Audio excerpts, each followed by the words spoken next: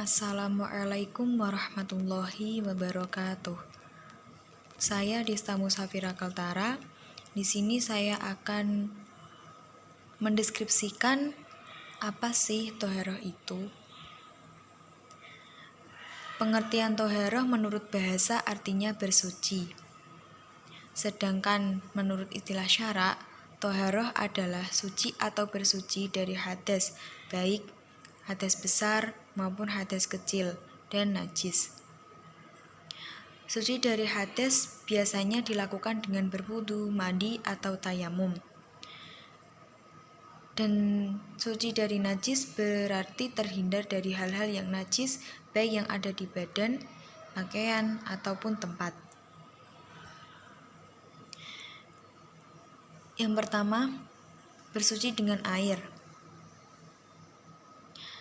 Bersuci yang menggunakan air itu biasanya bersuci dari hadas maupun najis. Dan ada beberapa kategori air yang dapat digunakan untuk bersuci. Di antaranya, 1. Air yang mensucikan, yaitu air yang murni atau air yang belum tercampur dengan benda-benda yang lain atau disebut air mutlak. Yang kedua, air suci dan mensucikan tetapi makruh digunakan, yaitu air musyammas atau air yang dipanaskan dengan sinar matahari di dalam bak yang berasal dari logam atau besi selain emas. 3. Air suci tetapi tidak dapat mensucikan, yaitu air yang telah dipergunakan untuk bersuci atau menghilangkan hadas atau membersihkan najis dan tidak ada perubahan warna, rasa, dan bau najis tersebut. Air ini disebut dengan air mustakmal. 4. Air mutanajis, yaitu air yang terkena atau sudah tercampur najis atau kemasukan benda najis. Di sini air mutanajis ada beberapa kategori, antara lain 1. Air kurang dari 2 kulah. Di sini air yang kurang dari 2 kulah itu jika kemasukan najis sekalipun warna, bau, dan rasanya tidak berubah, tetapi hukumnya tetap mutanajis dan tidak sah untuk bersuci. 2 kulah itu sama dengan 216 liter. Yang kedua, air 2 kulah atau lebih jika kemasukan benda najis hingga berubah warna, bau, dan rasanya. Jika kondisi air tetap seperti semula, maka hukumnya tetap suci. Kemudian yang kelima, air laut. Air laut di sini itu sudah berbeda dengan air mutlak, karena air laut itu sudah tidak terjaga kemurniannya karena sudah mengandung kandungan zat garam. Maka dari itu air laut biasanya memiliki rasa asin, karena itu dia memiliki kandungan zat garam. Air laut boleh digunakan untuk bersuci sebagaimana sabda Rasulullah yang diriwayatkan dari Abu Hurairah, yang artinya laut adalah suci airnya dan halal bangkainya. Kemudian juga ada beberapa jenis air yang sudah berubah warna, bau, dan rasanya, tetapi air tersebut masih dihukumi suci dan bisa digunakan untuk bersuci, yaitu 1. Air yang berubah dengan sendirinya karena terlalu lama tergenang. Yang kedua, air yang berubah karena banyak ikan atau tempat air tersebut dekat dengan belerang, maka airnya berbau seperti belerang. Yang ketiga, air yang berubah karena daun-daun di sekitarnya yang rontok atau terdapat ganggang yang hidup di dalam air tersebut. Kemudian, najis. Menurut bahasa, najis ialah suatu benda yang kotor dan menjijikkan. Sedangkan najis menurut istilah syara berarti segala sesuatu yang haram dimakan dan menjijikkan di mana secara fisik, akal maupun psikis manusia harus menghindarinya. Dilihat dari berat ringannya najis dapat dikelompokkan menjadi 3 bagian. Yang pertama, najis mughaladoh atau najis berat, yaitu najis anjing, babi, serta keturunannya. Yang kedua, najis mutawasitoh atau najis yang sedang atau umum, yaitu najis jika segala sesuatu yang keluar dari kubul dan dubur manusia atau binatang kecuali air mani. Kemudian benda cair yang memabukkan, susu hewan yang tidak halal dimakan, bangkai termasuk tulang dan bulunya, kecuali bangkai manusia, ikan, dan belalang. Yang ketiga, najis muhaffafah atau najis ringan, yaitu najis karena air kencing bayi laki-laki yang belum berumur 2 tahun dan belum makan sesuatu kecuali air susu ibunya. Kemudian dari wujudnya, najis dapat dikelompokkan menjadi 2 bagian. Yang pertama, najis ainiyah, yaitu najis yang nampak wujudnya atau dapat dilihat, dirasakan, dan dicium baunya. Yang kedua, najis hukmiyah, yaitu najis yang tidak terlihat wujudnya atau tidak dapat dilihat, tidak dapat dirasakan, dan tidak tercium baunya. Namun dihukumi najis, contohnya itu seperti bekas air kencing. Kemudian, bagaimana sih cara menghilangkan najis? Yang pertama, jika benda terkena najis mughaladoh, contohnya seperti ketika terkena air liur anjing, maka harus dicuci dengan air sebanyak 7 kali dan salah satunya dicampur dengan pasir atau tanah atau debu. Yang kedua, jika benda terkena najis mutawasitoh itu harus dicuci minimal 1 kali dengan catatan baik bau, warna, dan rasanya itu sudah hilang. Namun jika najisnya hukmiyah atau tidak ada wujudnya, maka cara mensucikannya cukup dengan mengalirkan air pada najis tersebut. Yang ketiga, jika benda terkena najis muhaffafah atau najis ringan, yaitu air kencing bayi yang berumur 2 tahun yang belum makan sesuatu dan hanya air susu ibunya itu cukup diberi percikan air atau disiram. Kemudian istinja. Istinja adalah membersihkan najis setelah buang hajat besar atau kecil. Istinja dapat dilakukan dengan air atau batu. Beristinja yang dilakukan dengan air itu dilakukan dengan cara membasuh bagian yang harus dibersihkan beberapa kali hingga sampai bersih dan dirasakan hilang bekas-bekasnya. Kemudian beristinja dengan batu itu dengan mengoleskan batu ke bagian yang hendak dibersihkan sampai bersih. Tetapi satu batu itu hanya bisa digunakan sekali. Jadi setelah batu digunakan harus diganti dengan batu yang lain. Adapun jumlah batu yang dibutuhkan sebagaimana yang dianjurkan Rasulullah dalam hadis, yang artinya apabila kalian beristinja dengan batu, hendaklah dengan hitungan ganjil. Kemudian mandi. Menurut bahasa ialah membasuh tubuh secara keseluruhan dengan air.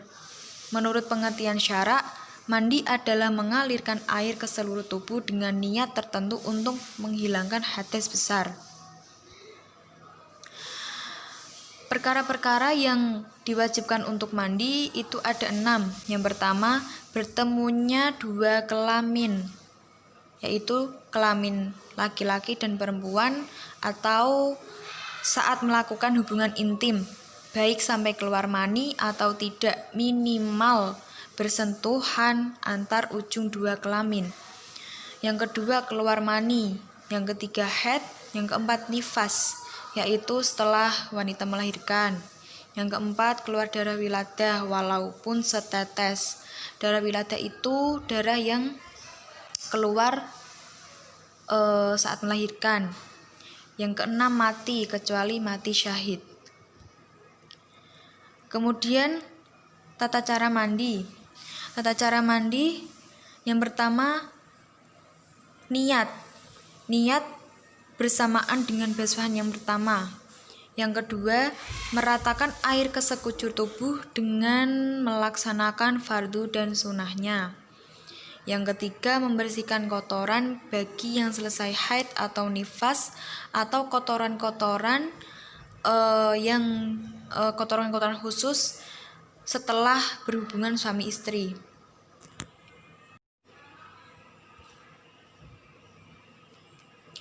Kemudian fardu mandi dan sunnah mandi. Yang pertama fardu mandi. Fardu mandi itu ada dua, niat dan meratakan air ke seluruh tubuh. Yang kedua sunnah mandi. Yang pertama membaca basmalah saat memulai mandi. Yang kedua mengambil air wudhu sebelum mandi. 3. Mengusap kulit sebelum disiram air untuk menghindari adanya benda yang melekat agar air sampai ke kulit. Yang keempat, menyela-nyela rambut atau yang sulit dijangkau oleh air. 5. Mendahulukan anggota badan yang kanan daripada yang kiri. Yang keenam, membasuh tubuh sebanyak 3 kali. 7. Membaca doa sebagaimana doa setelah wudhu. Kemudian wudhu. Menurut bahasa artinya bersih, indah atau terang. Sedangkan menurut istilah hukum Islam, wudhu adalah salah satu cara bersuci dari hadas kecil sebelum mengerjakan sholat ataupun membaca Al-Quran. Perintah wudhu sudah tercantum dalam surah Al-Ma'idah ayat 6 yang artinya, hai orang-orang yang beriman, apabila kamu hendak mengerjakan sholat, basuhlah muka dan tanganmu sampai siku, dan sapulah kepalamu, dan basuh kakimu sampai dengan mata kaki. Hukum wudhu itu wajib bagi mereka yang akan melakukan sholat. Karena jika tidak mempunyai wudhu, sholat seseorang tidak akan diterima oleh Allah. Karena Rasul sudah telah bersabda dalam sebuah hadis yang artinya tidak akan diterima Allah Subhanahu wa taala salat seseorang yang hadas di antara kalian sehingga ia berwudu. Kemudian keutamaan berwudu itu sangat banyak.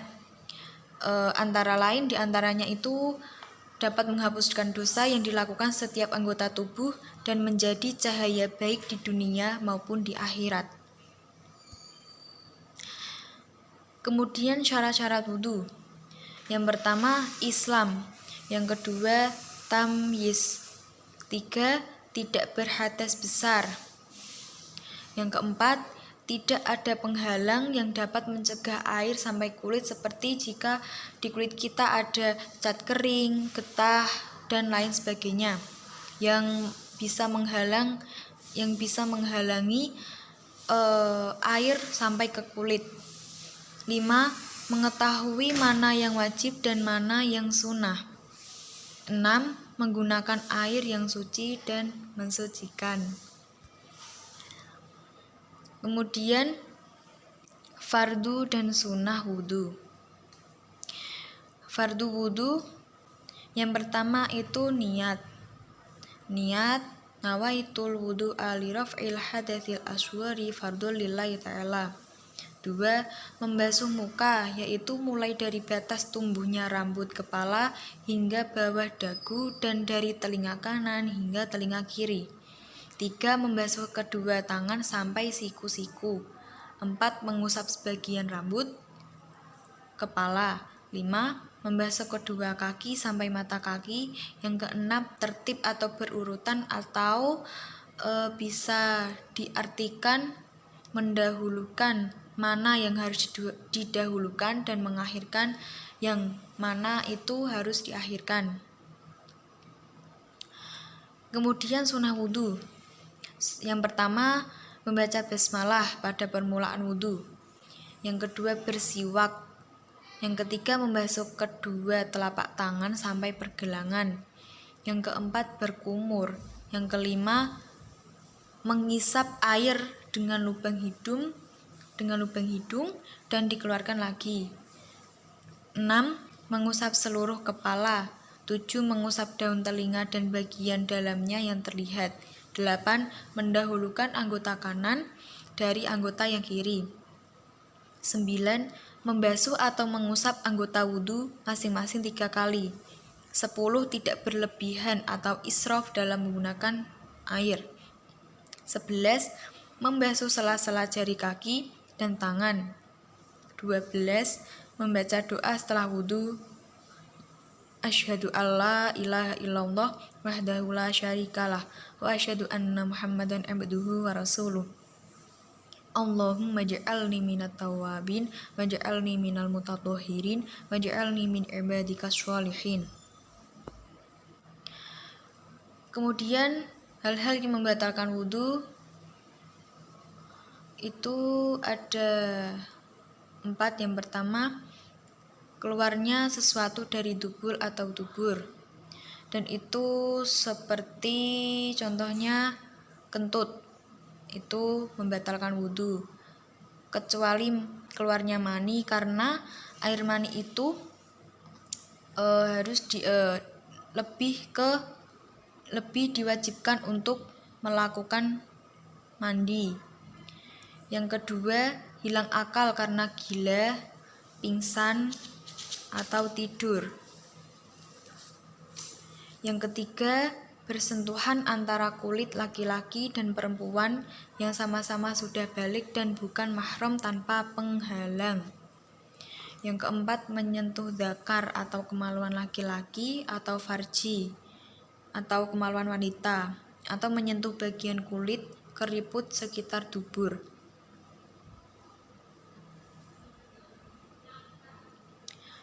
Di sini menyentuh dzakar itu meskipun dengan 2 jari itu masih tetap bisa membatalkan wudhu.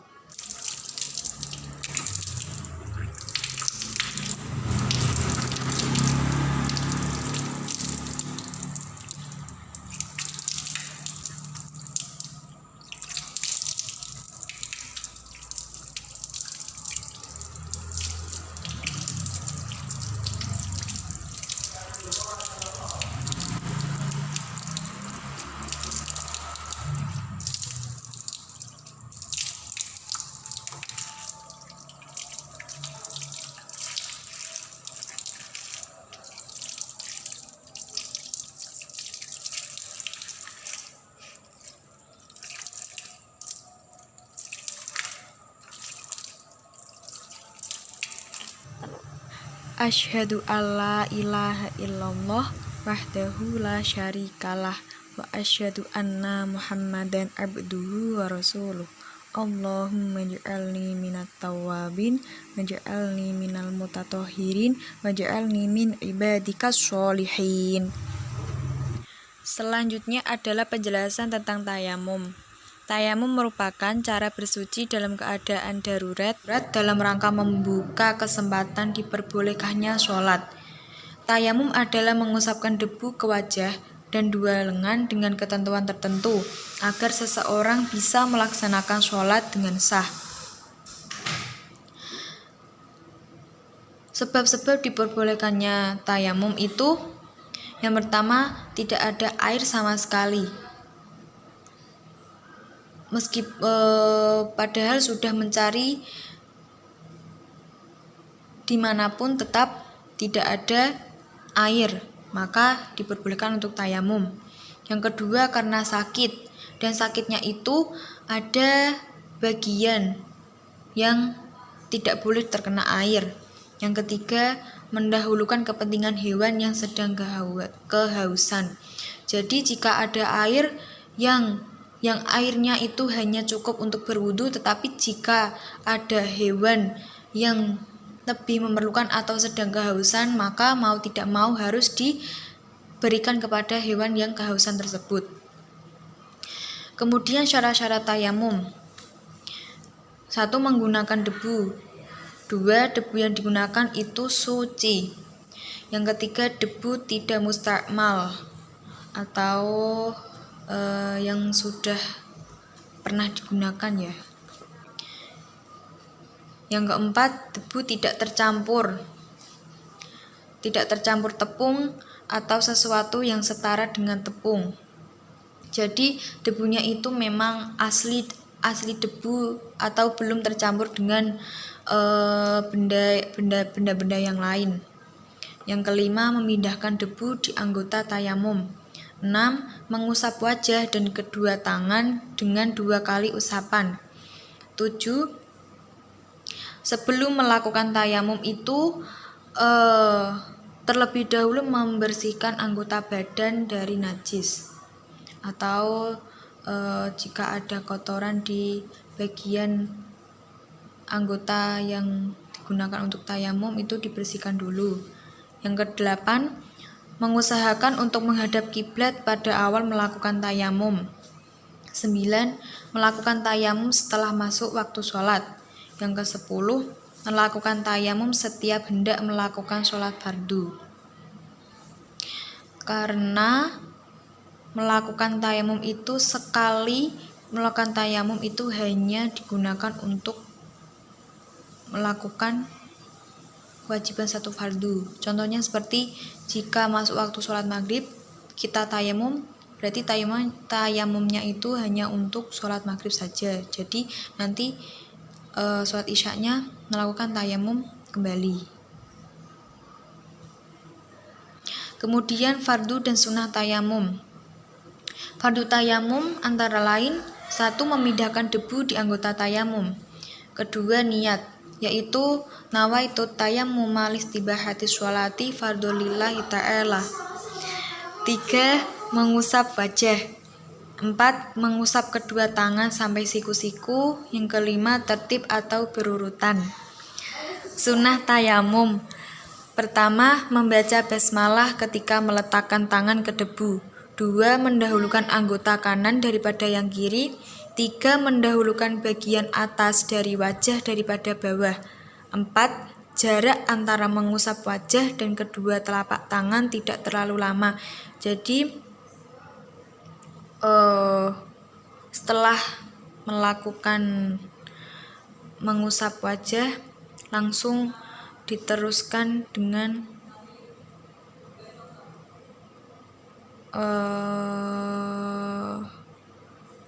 jadi antara mengusap wajah dan kedua telapak tangan itu tidak terlalu lama. Seperti itu. Yang kelima, menipiskan debu dengan cara meniupnya atau menepuk-nepuk antara dua telapak tangan.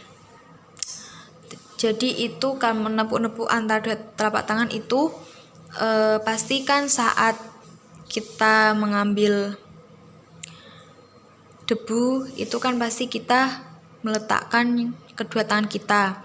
Nah, jadi di tengah-tengahnya berarti ibu jari tangan kanan dan tangan kiri kan bertemu. Lah itu ditepuk-tepukan di situ di ibu jari itu.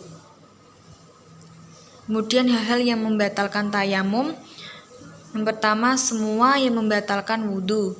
Jadi semua yang membatalkan wudhu itu termasuk juga hal-hal yang membatalkan tayamum. Yang kedua, murtad atau keluar dari agama Islam.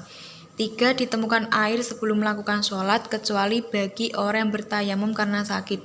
Jadi sebelum sholat itu sudah menemukan air tetapi dia tetap melakukan tayamum. Jadi tayamumnya itu tidak sah. Sekian dari saya. Wallahu muwaffiq ila aqwamit thoriq. Wassalamualaikum warahmatullahi wabarakatuh.